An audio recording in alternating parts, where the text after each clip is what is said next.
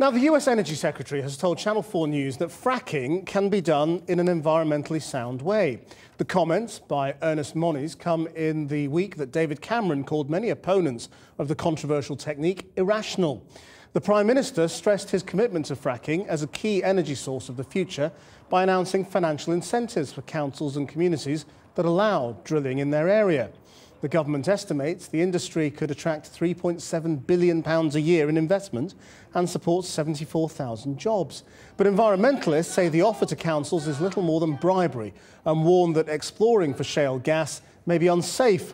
Well, I spoke to Ernest Moniz when he was in London this week, and he told me the US and Britain have many parallels in their energy systems, although fracking is already big business in America. We certainly are very happy to share our experience. And I think our experience is that we must make sure that this production is being done in an environmentally sound way, minimizing the footprint. I believe we are doing so. We certainly have to make sure that best practices are used all the time. I think we have found that with this, we again make substantial progress in lowering the footprint.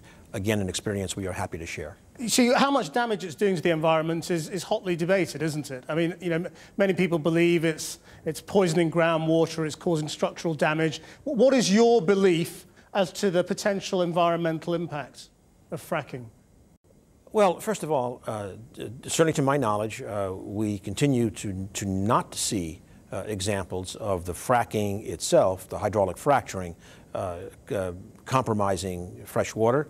However, in the whole process, there's no question there have been examples of especially, frankly, less than best practices in completing wells. This is issues of casings and cement. We know what to do, and that reinforces this idea that we need to affect best practices all the time in the production.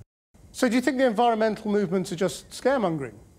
We certainly need to keep addressing the environmental consequences. We need to keep reducing the environmental footprint, but we also need to recognize two things with our natural gas revolution, if you like. One, I've already alluded to, tremendous economic benefits, but the second we should not lose sight of is the expansion of natural gas use, most especially for electricity generation, has been a major contributor to our reduction in CO2 emissions.